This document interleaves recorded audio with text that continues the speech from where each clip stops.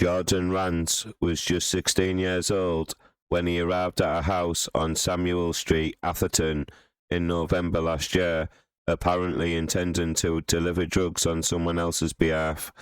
Minshull Street Crown Court heard how the 49-year-old, Paul Marsh, had been staying over at the house and was one of several people to have gathered there. Prosecutor Michael Hayton, KC, said, also present and somewhat out of kilter with the ages of the other attendees was this defendant and another youth. Mr. Hayton told the court how tension was already in the air between Rance, now 17, and Mr. Marsh after previous meetings, that this reached boiling point on November the 17th. As further tension set in, Mr. Marsh began touching and prodding Rance, trying to look at the boy's phone. Mr. Hayton said, but as the squabble, as it was, continued, would end up with both men jumping to their feet and squaring off with each other. In a ensuing struggle, Rance pulled out a knife and stabbed Mr. Marsh to the shoulder and fled the scene.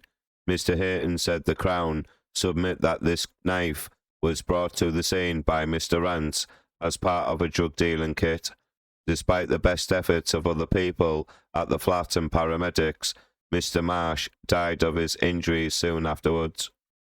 Rance of Plathill Avenue, Dean, was arrested shortly after and claimed to police that he had found the knife at the scene and he had been defending himself from Mr. Marsh.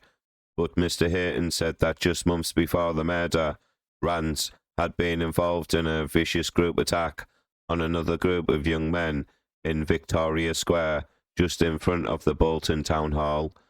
Rance had been key to instigating the attack on the February the 26th last year, in which a 16-year-old boy was kicked unconscious and another was stabbed in the back, the court was told. Brought before Manchester Magistrates Court, Rance pleaded guilty to attempted grievous bodily harm with intent to cause grievous bodily harm. He also admitted the possession of a knife and to assault occasioning actual bodily harm.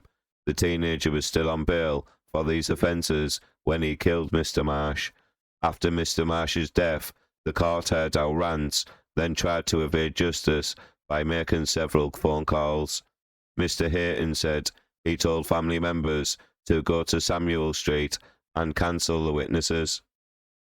He said that Rance then later called again to ask if this had been done, but that there was no evidence that anything was actually done to interfere with the witnesses. Rance, who has 8 previous convictions for 11 offences, pleaded guilty to attempting to pervert the course of justice.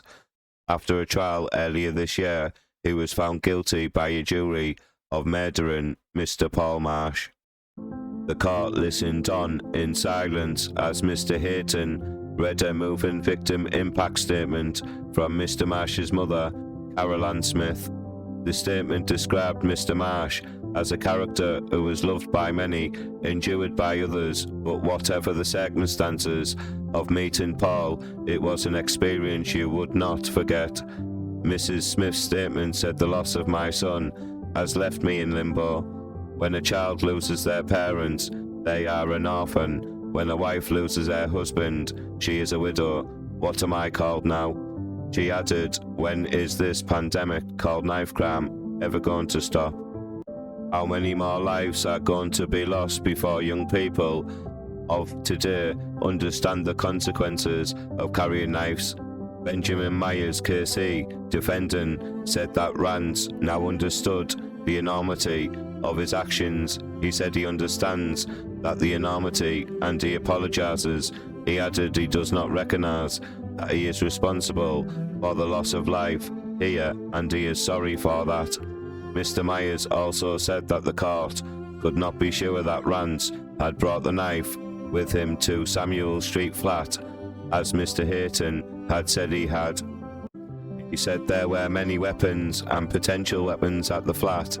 Judge Tina Landale accepted that Rance had not gone out to kill that day, but reminded him of the devastating impact of his attack on Mr. Marsh. Addressing the teenage defendant directly, she said you stabbed him over a minor disagreement. She added, "I am satisfied that you came to the flat armed with the knife." Judge Landale said that the knife was one of Rance's tools of his trade as a drug dealer, while she also noted a voice note Rance had recorded, which seemed to boast about his actions. She sentenced Rance to detention at His Majesty's pleasure, the equivalent of a life sentence, with the minimum term of 21 years. Please like this video, please comment, and don't forget to subscribe to my YouTube channel. Thank you.